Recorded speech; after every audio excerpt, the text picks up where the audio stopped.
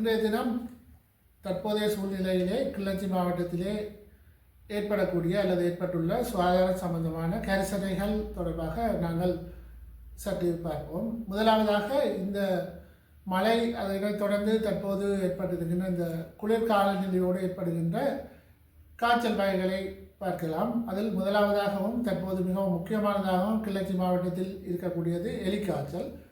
இந்த எலிக்காய்ச்சல் என்ற பெயர் இருந்தாலும் இந்த காய்ச்சலுக்குரிய இந்த பரப்புகின்ற பாக்டீரியா, அதாவது லெப்டோஸ்பைரா, காய்ச்சலினுடைய பெயர் லெப்டோஸ்பைரோசிஸ், பரப்புகின்ற பாக்டீரியா லெப்டோஸ்பைரா, கால்நடைகள், வனவிலங்குகள் மற்றும் எலி போன்ற ஊர்வனவினுடைய சிறுநீரில் இருந்து வெளியேறி நீர், குறிப்பாக இந்த வெள்ள நீர் போன்றவற்றில் கலந்து மனிதர்கள் அந்த பகுதிகளில் நடமாடுகின்ற போது தோலில் ஏற்பட்டிருக்கக்கூடிய அந்த வெடிப்புகள் அல்லது காயங்களின் ஊடாக பரவுவதால் ஏற்படுகிறது.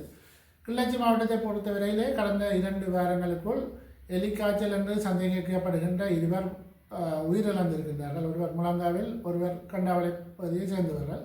இந்த காய்ச்சலினுடைய அறிகுறிகளாக கடுமையான காய்ச்சல், தலையிடி, கண் சிவப்பாக இருத்தல், உடல் நோவு, தசை நோவு, வயிற்று நோவு, சிலருக்கு சுவாசம் சம்பந்தமான குணங்குறிகள், அதாவது இருமல், மூச்செடுத்தலில் கஷ்டம் போன்றவை இருக்கும். ஆகவே இவ்வாறான குணங்குறிகள் உள்ளவர்கள், அதாவது காய்ச்சல் ஏற்பட்ட ஓரிரு நாட்களின் உள்ளேயே வைத்தியசாலைகளை நாட வேண்டும். மற்றது இந்த நாட்களிலே இந்த எலிக்காய்ச்சல் தீவிரமாக வடமாகாணத்திலே பரவி கொண்டிருக்கின்றவர்கள் எந்த காய்ச்சல் ஏற்பட்டாலும் உடனடியாக அது வேறு காய்ச்சல் என்று நிரூபிக்கப்படும் வரை எலிக்காய்ச்சல் என்று கருதி பொதுமக்கள் உடனடியாக வைத்தியசாலைக்கு சமூகம் அளிக்க வேண்டும்.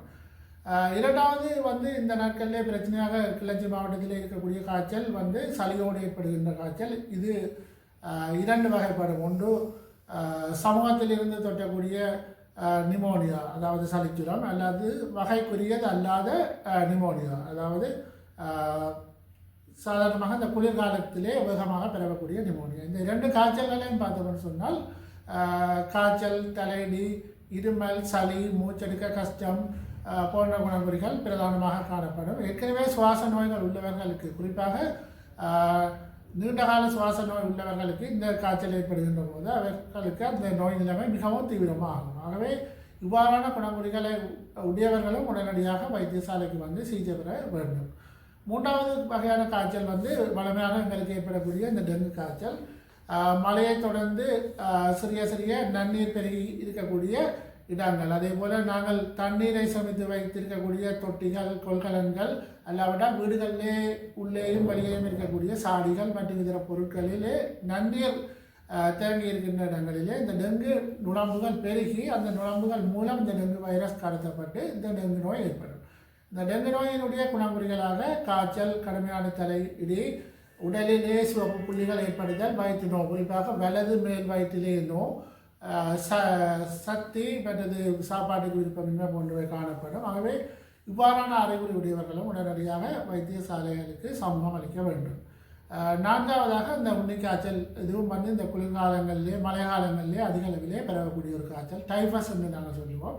இதுவும் கிட்டத்தட்ட இந்த எலிக்காய்ச்சலை போன்று அல்லது அந்த வகைக்குறியது அல்லாத நிமோனியாவை போன்ற குணங்குறிகளோடு ஏற்படும். ஆகவே இவ்வாறான குணங்குறிகளை உடையவர்களும் உடனடியாக வைத்தியசாலைகளுக்கு சிகிச்சையை பெற்றுக்கொள்ள வேண்டும். அத்தோடு இந்த வழங்கப்படுகின்ற சிகிச்சையை அவர்கள் முடியும் வரை தொடர்ந்து பெற்றுக்கொள்ள வேண்டும். அத்தோடு இந்த மழை காலங்கள், அதை தொடர்ந்து ஏற்பட்ட வெள்ளப்பெருக்கு, அதே போல் இந்த நெல்களிலே, வயல்களிலே இறங்கி வெள்ள நீர் அல்லது நீரிலே வேலை செய்பவர்கள் அல்லது சந்தைகளிலே வேலை செய்பவர்கள் இந்த எலிக்காய்ச்சல் ஏற்படக்கூடிய அபாயம் உள்ளவர்களாக, அபாயம் கூடியவர்களாக கருதப்படுகிறார்கள். அவ்வாறானவர்கள் எங்களோட சுகாதார வைத்திய அதிகாரிகளை தொடர்பு கொண்டு அந்த எலிக்காய்ச்சலை தடுக்கக்கூடிய தடுப்பு மாத்திரைகளை முன்கூட்டியே பெற்று அவற்றை பயன்படுத்தி கொள்ள முடியும். இரண்டாவதாக தற்போது ஏற்பட்டிருக்கக்கூடிய ஒரு கரிசனை என்னென்று சொன்னால், இந்த வயல்களிலே அழிவு வெட்டு நிகழ்கின்ற போது அந்த நெல்லை வீதிகளிலே காயப்போடுவதும், மற்றது அதை ஏற்றிச் செல்வதற்காக டிராக்டர் மற்றது பார ஊர்திகளை இரவிலே வெளிச்சமின்றி நிறுத்தி வைப்பதும் ஒரு பிரச்சனையாக இருக்கிறது. கடந்த காலங்களிலும் இது பலவிதமான விபத்துகளை, குறிப்பாக உயிர் ஆபத்துகளை ஏற்படுத்தி இருக்கிறது. ஆகவே இவ்வாறான செயல்களில் ஈடுபட்டுபவர்கள் பொறுப்பாக செயல்பட வேண்டும். அதே நேரம் வாகன சாரதிகளும் குறிப்பாக முழங்காவிலில் இருந்து பூனேரி வரை, பூனேரியில் இருந்து கிள்ளச்சி வரையான இந்த வீதிகளிலே அதிகளவிலே இவ்வாறான நெல்லை உலர விடுகின்ற அல்லது வாகனங்களை நிறுத்தி வைக்கின்ற செயற்பாடுகள் அதிகளவிலே இந்த காலத்திலே இடம்பெறும். அதோட கால்நடைகளினுடைய பிரச்சனமும் அதிகளவில் காணப்படும். அவை இதனை கருத்தில் கொண்டு அதற்கு ஏற்றவாறு சாரதித்தியம் செய்து வேகத்தை அதிகரிக்காமல் அதேபோல் இவ்வாறான விடயங்களை எதிர்பார்த்து இந்த சாரதித்தியத்தை செய்து வருவதன் மூலம் விபத்துகள் ஏற்பட்டு அதிகமான உயிரிழப்புகள் ஏற்படுவதை தவிர்த்து கொள்ள முடியும். நன்றி.